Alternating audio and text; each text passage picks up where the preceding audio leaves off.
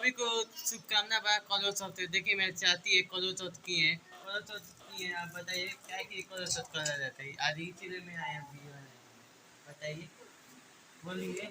पति के सुहाग के लिए किया जाता है, लंबी उम्र के लिए किया जाता है। जी शौक श्रृंगार का सामान है। जी। सिंदूर के सिवा कुछ है ही नहीं। और ये सब क्या है? ये सब चांदी है, इनसे अपना मिठाई पति है। देव को पूजा करेंगे, मिठाई खिलाएंगे, जी पानी पिलाएंगे। जी फिर हमें वो पानी पिलाकर मेरा व्रत तोड़ेंगे। जी। तो देखिए पति के लिए लोग कलवा चौथ करता है। देखिए चाची जी हैं और चंदी है। चंदी देख सकते हैं, चंदी के दिखाया जाता है पति के। और व्रत उनका पानी पियाएंगे तब व्रत टूटता है। ठीक है, ये और तेरे प्रसादी फल फलदारी सब चंदा कुछ मामा के लिए चंदा मामा के लिए है।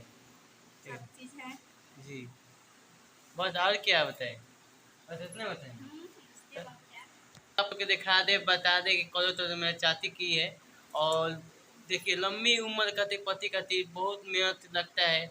और बहुत लंबी उम्र खातिर करो तो लोग करता है, मेहनत करके।